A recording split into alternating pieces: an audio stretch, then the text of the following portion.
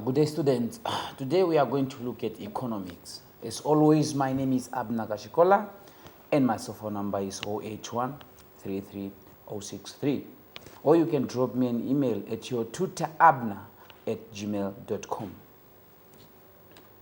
The content of today, you are going to define economics. We are going to look at the participants in the economy, the demand and supply, price elasticity, utility, and inflation. Economics. Economics can be defined as the science of scarcity. Human being is both producer and consumer, governed by two economic forces, which are the demand and supplier. And the scarcity is the unlimited of the resources. So when we talk about scarcity, we mean that the resources are not enough to meet the demand and supply. In economics, when we talk about supply, it's concerned with the production of goods and services, whereas the demand is concerned with the need to satisfy needs and services in order to survive. Macroeconomics and microeconomies. In the microeconomics, it focuses on individual parts of the economy.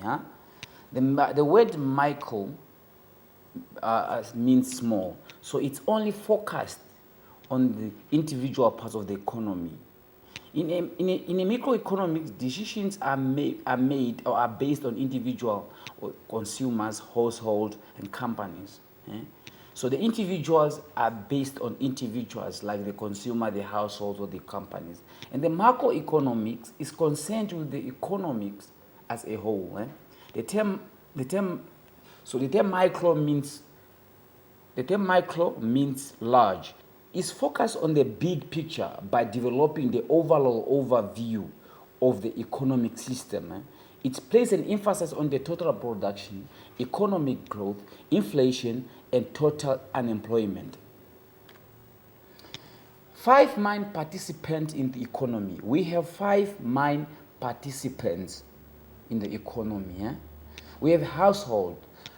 Just in the nutshell, if you look in textbook, there is a diagram which shows how 5 economics participants interact in the economy as far as the economy is concerned. But just today in nutshell, I'm just going to explain a little bit of it one by one. Like a household, just in a nutshell, household, it give tax. Household means they give taxes to the government. They export goods or services to the foreign trades. Saving to foreign trade also, financial institutions. And of course, the business and firm, as I said, that household, they give taxes to the government. If you look in the textbook, there's household and the arrow, what they do, what they give to the government. They normally give taxes to the government, like people when they're being taxed. Export to the foreign sectors, saving to the to the financial investments. And the government, the business or firm, what do? They give taxes to the government. They export to foreign trades or to foreign sectors. And of course, also what they do is they also try to export sometimes. But the government is responsible for providing public goods and services to the households and to the firms or to the businesses. And the foreign sector, they import to households and firms. They do imports. And financial institution is responsible for saving and borrowing to the businesses or the household or individuals. Demand and supply, the amount that consumers are willing to buy at a certain prices is called demand. The amount of quantity or the amount of goods or services that you are willing, as a consumer, willing to buy at a certain price is called demand. And we have a low demand in market, in economics. The higher the price, the lower the demand. And the lower the price, the higher the demand. You know what? If I'm selling a phone, such a phone, I'm selling it at $20 each phone of this type. I'm going to expect a lot of people to flock into the business to buy the phone, because the lower the demand, the lower the price, the higher the demand. Because here now the price is low and the demand is high. And the higher the price, if I'm saying this phone is 5,000, look at it, a simple phone, I'm saying 5,000, I'm going to expect the low demand or even a zero demand, because you don't expect anybody to buy such a phone at the 5,000 Namibian bucks. This concludes that there is a negative correlationship or relationship between a correlation between demand and supply. The higher the demand, the higher the price, the lower the demand. And the lower the price, the higher the demand. So there is a negative correlation or the negative relationship between the price and demand. Let's look at this example. Contrasting a demand curve. We are going to look at demand and supply. Let's just take some few examples here. I'm going to draw something like a demand supply. Okay, we talk about a demand supply. Here we're talking about the price, and here we're talking about the quantity demanded. Let me say, for example, I'm having example is the price of hot dogs. The price of hot dogs in Namibian dollar, and the quantity also. Let me say I have $7 here. I have $8 here. I have $9 here, and I have $10 here. So I'm saying here, if you look now on our pay point, when the price is $7, when the price is $7, people are willing to buy 8 hot dogs. When the price is $8, people are willing to buy 6 hot dogs. See, when the price is $9, people are just buying 4 hot dogs, or the quantity of demand is just 4. When the price is $10, of course, and people are just buying what we call 2 hot dogs.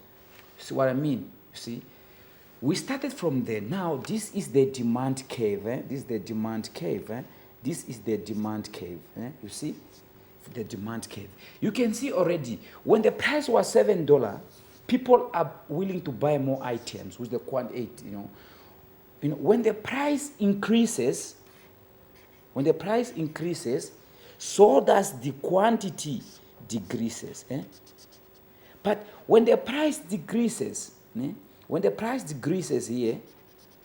the quantity has to do increases. So that's what we call, there is a correlation, negative correlation between the quantity and the price.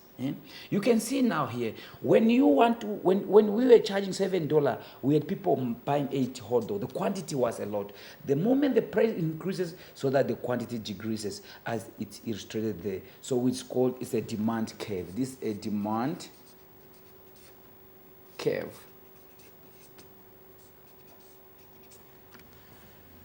Let's look at what I have there, what I draw myself, the demand curve you see in the picture as it illustrates. We can see when we were selling the hot dog at $7, the quantity demanded was 8, and of course when the price increases to $8, people are only willing to buy 4. The demand decreased. Of course, $10 quantity decreased to 2. That's how demand and supply do operate. The law of supply. A supply is the amount that the producer or seller are willing to sell at each given price level. Now, why they're saying at each given price level? At a certain price level, depending on the types of product and the life cycle of the product might be very expensive at a certain level. And also at a certain level of point, depending on the product life cycle, the demand or the price or the supplier might be cheaper. Okay, the higher the price, the greater the supplier. And the lower the price, the smaller the supplier. So the supplier is determined by the, if the price is higher, so does the supplier, and the price is lower, so that's the supplier. So there is a positive relationship between the supplier and the price. We have 5 determinants of demands. We are talking about incomes. They are also in your textbook. It's well explained. They are availability of substitutes, preference and state of consumers, change in price of complement goods, expectation and change in demand of possible buyer. The income of consumer will determine the demand. If the people in a certain area have large incomes, of course, the demand will be higher of buying a particular product in that particular market. But of course, the income of consumer is not that good. Of course, the demand will not increase. The availability of substitute, talking about those products that you can use with. Let me say if I have tea and coffee, but if I'm not sensitive about the two and the price of coffee increases, of course I move to tea. Or the margarine and butter. All those things. If the margarine increases, so I can shift to butter as a substitute of the good. Preference and state of consumer. Talking about fashion, the fashion is also important in the demand. If you look into our market, there was a T-shirt out for affirmative repositioning and also the ticket for Okamaneti. Because people, the taste, the consumer needed more of that. The demand for those Kamaneti T-shirts has increased ridiculously. That's the same as also the AR affirmative repositioning T-shirts has also increased because of the consumer preferences. People prefer to wear such particular T-shirts. Change in price of complementary goods. Complementary goods, these are the goods that you can use together. I'm telling you, if you cannot, a car and petrol, of course, these are the complementary goods. You cannot use a car without a petrol. And this also can affect demand. Expectations and the change in the number of possible buyers, can also affect the demand of goods and services. I want you to look at the factor that affect the supply of goods and services is on your textbook on page 15 to 16. Have a look at, study, and come back to me for questions where we don't understand. Equilibrium in economics. In economics, equilibrium is a situation in which quantity demanded is equal to quantity supplied, and there's no inherent tendency to change, and the market is just clear. I want to show you something here on how equilibrium occurs in the market. Let me check. I have also the demand and supply curve. We have a quantity demanded here, of course, and we have a price here. We have a price here. And we have this, what we call a supplier curve, and we have a demand curve. Demand curve, supply curve. We are talking about the price is here.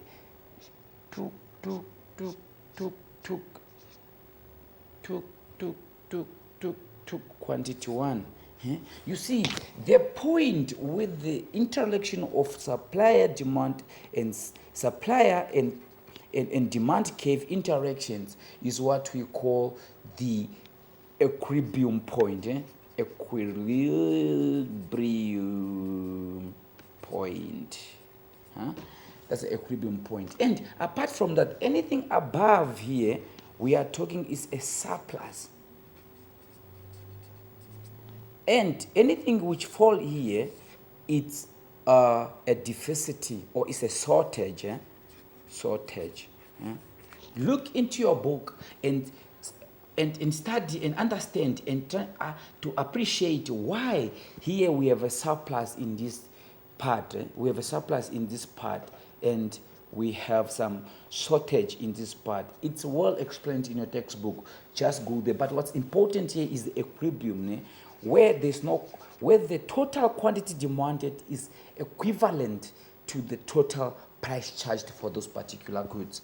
Ladies and gentlemen, we are talking about the price elasticity, the degree to which demand or supply curve react to change in the price is called the curve's elasticity.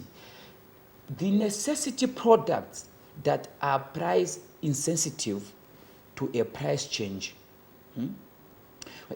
We are saying that necessity products are price insensitive to price change. Why? Why the necessity products are insensitive to the price change?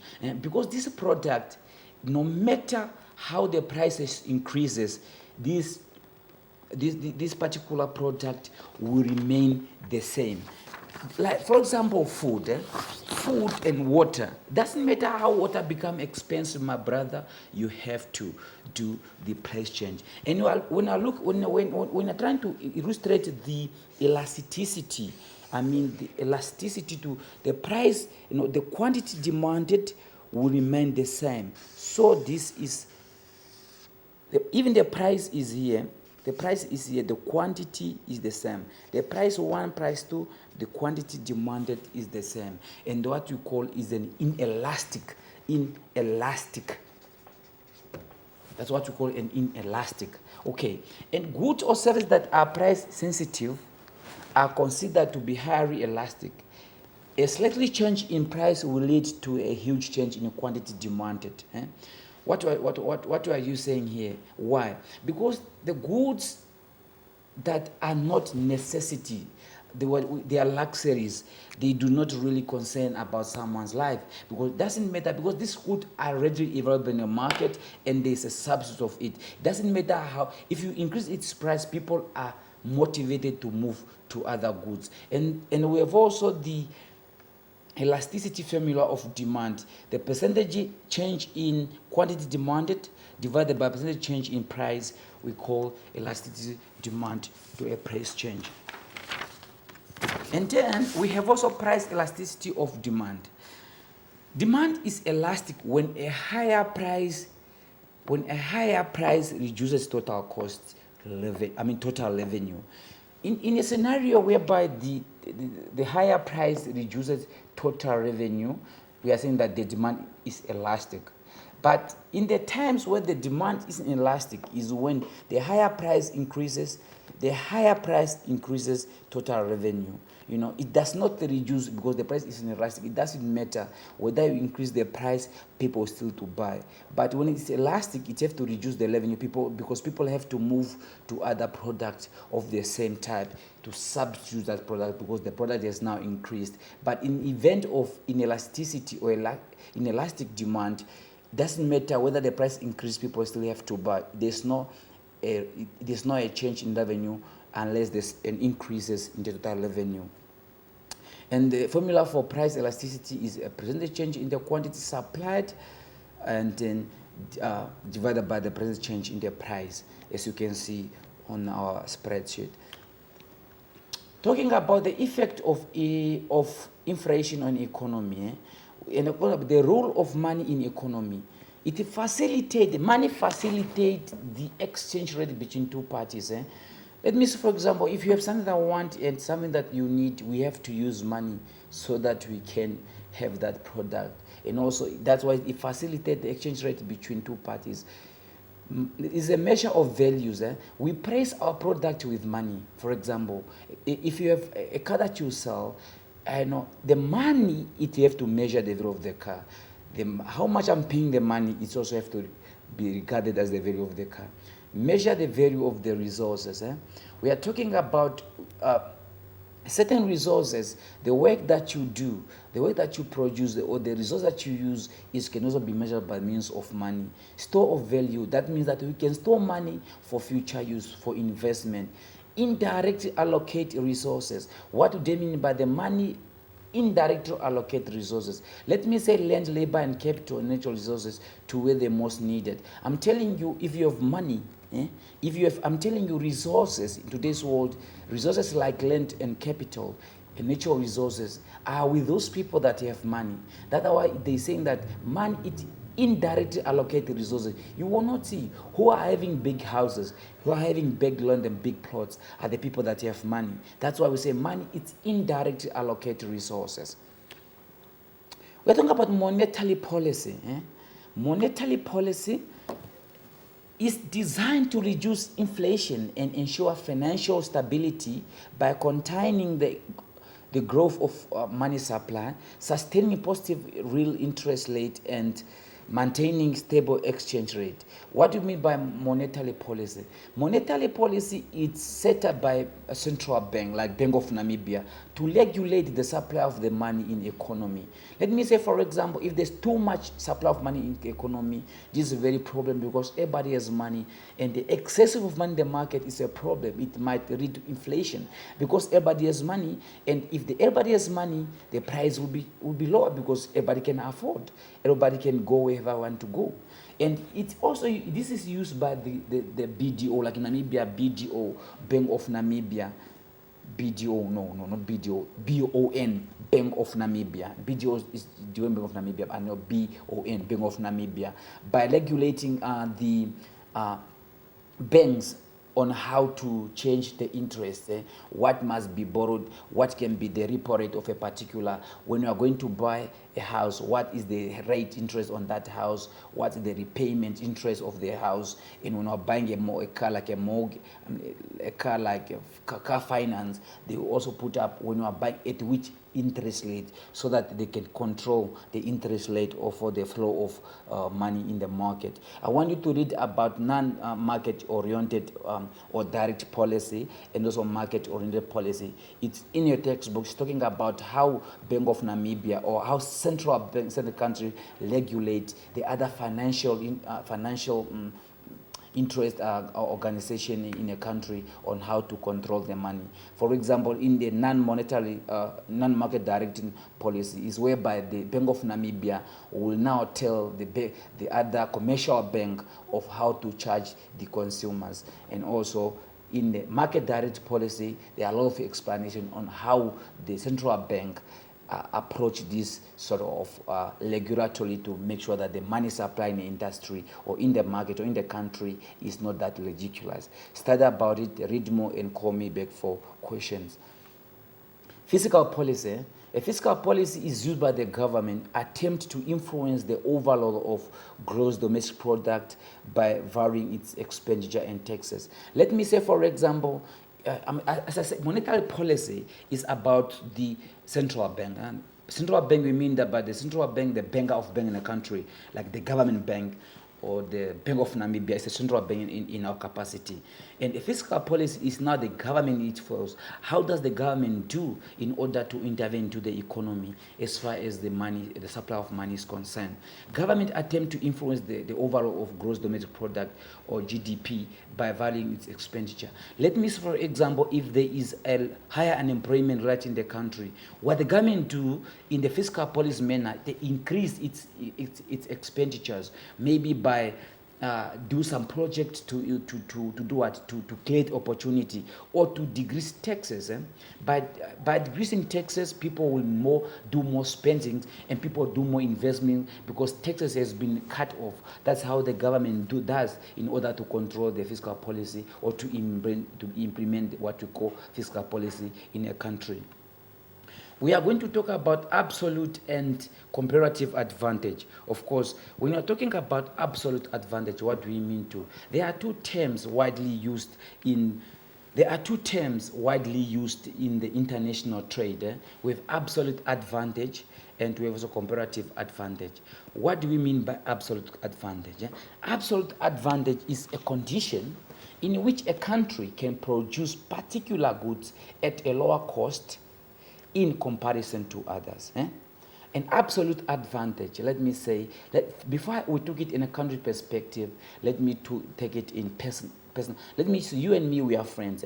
Let me see, we and me, we are friends, or maybe we are just a human being, and you know how to do something better that I also do better. So, in absolute advantage is that when a country, let me say, you are a country A, I'm a country B, you are the one who is able to produce a particular good at a lower cost comparing to other countries.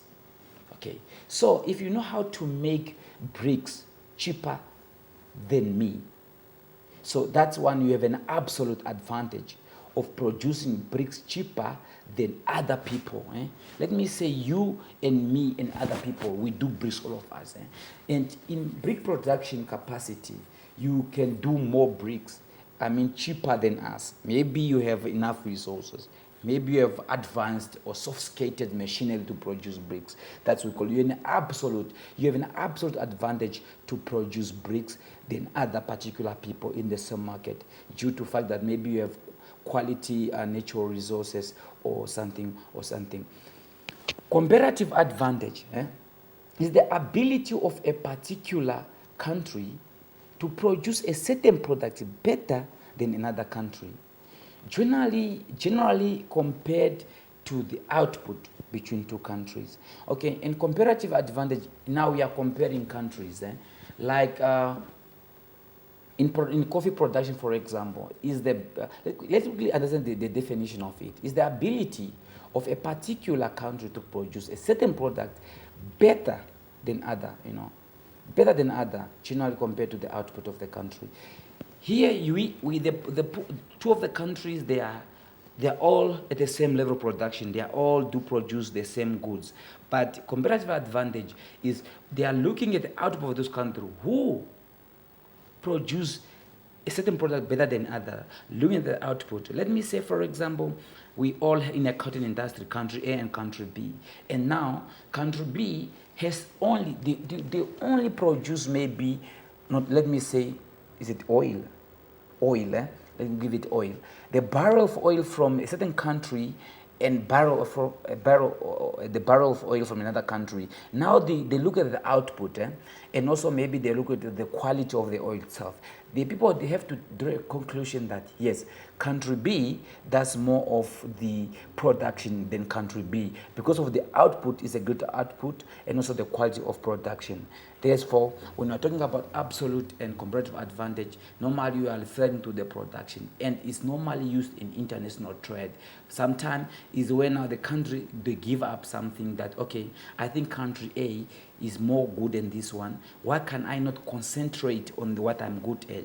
Is where also the things of what we call the degree of specialization are emitting from, because sometimes it's a waste of resources by which you only specialize in something whereby another country is more specialized, gooder than you, instead of putting more resources on something that you are good at, rather than try to also take advantage or take risk or taking chances of other things that you are not good at. So the level of specialization can be driven from the comparative advantage, whereby the country abandon what it is not good at and try to concentrate and specialize on what it is good at, to focus or to put all its resources on one factor of production that can produce more than others.